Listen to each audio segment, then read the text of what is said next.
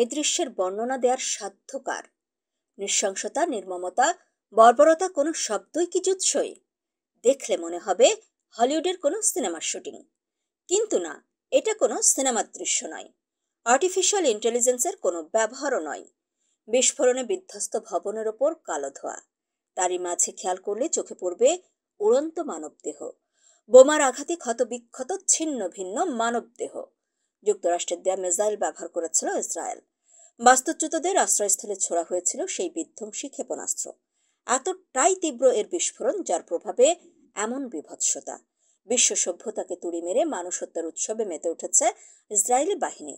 মনে হচ্ছে তাদেরকে থামানোর কেউ নেই, পাখির মতো উঠছে মানুষ। মর্মান্তিক এই দৃশ্য নেতানিয়াহু প্রশাসনের বর্বরতা।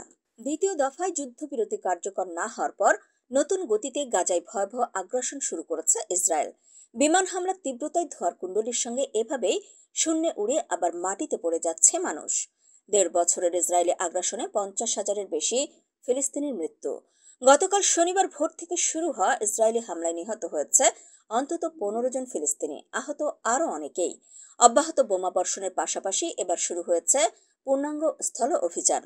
এদিকে ফিলিস্তিনের গাজা উপত্যকায় গত 23 মার্চ ইসরায়েলি সেনারা কয়েকটি অ্যাম্বুলেন্স ও একটি অগ্নি নির্বাপনের কাজে ব্যবহৃত ট্রাকে যে নির্বিচারে গুলি চালান, সে ঘটনার ভিডিও প্রকাশিত হয়েছে। কিন্তু এই ভিডিও চিত্রের সঙ্গে এ ঘটনা নিয়ে ইসরায়েলের দেওয়া বর্ণনার কোনো মিল নেই। ঘটনাটিতে 15 জন চিকিৎসাকর্মী নিহত হয়েছিলেন।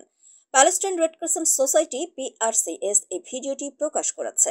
এখন ভিডিও প্রকাশিত হওয়ায় IDF বলেছে ওই ঘটনা নিয়ে প্রকাশিত ভিডিও চিত্রসহ সব দাবি পুঙ্খানুপুঙ্খ ও গভীরভাবে পরীক্ষা করে দেখা হবে। এর মাধ্যমে ঘটনাক্রম ও পরিস্থিতি কিভাবে মোকাবেলা করা হয়েছে তা বোঝার চেষ্টা করা হবে। গাজা উপত্যকায় একের পর এক এলাকা থেকে বাসিন্দাদের তাড়িয়ে দিচ্ছে ইসরায়েলি বাহিনী। প্রাণ বাঁচাতে উপত্যকাটির এক প্রান্ত থেকে অন্য প্রান্তে ছুটে বেড়াচ্ছেন অসহায় ফিলিস্তিনিরা। জাতিসংঘের ত্রাণ ও মানবিক সহায়তা সংক্রান্ত সংস্থা জানায়, নিষেধাজ্ঞার আওতায় পড়া এলাকাগুলোর মধ্যে রয়েছে দক্ষিণ গাজার রাফার বড় একটি অংশ।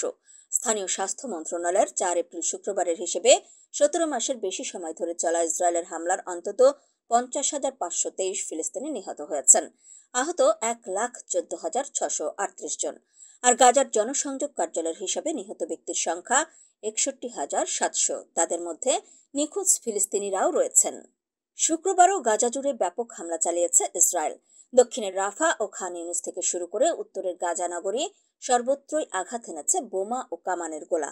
স্থানীয় হাসপাতাল সূত্রে জানা গেছে, গতকাল সন্ধ্যা পর্যন্ত উপত্যকাটিতে অন্তত 35 জন নিহত হয়েছেন। 18 মার্চ থেকে শুরু হওয়া হামলায় এখনো পর্যন্ত নিহত 1,250 জন, আহত হয়েছে 3,000-এরও বেশি। সবচেয়ে ভয়ঙ্কর দিক হলো এই হামলার সাথে চলছে ঘেরাও এবং অবরোধ। ত্রাণ পৌঁছাতে দেয়া হচ্ছে না গাজাবাসীর কাছে।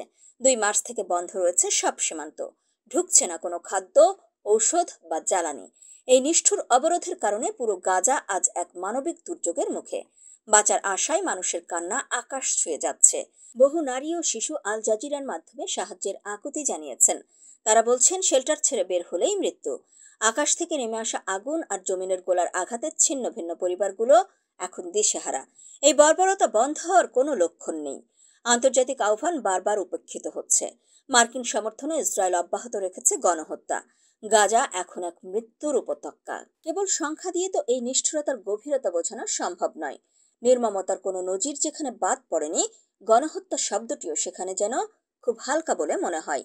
রাতের কোলে যখন বিধ্বস্ত গাজার মানুষ একটু ঘুমাতে চায়, তখন আকাশের বুকে ভেসে ওঠে যুদ্ধ বিমানের গর্জন। এরপরই আগুন ছড়িয়ে পড়ে শহরের ঘরে ঘরে।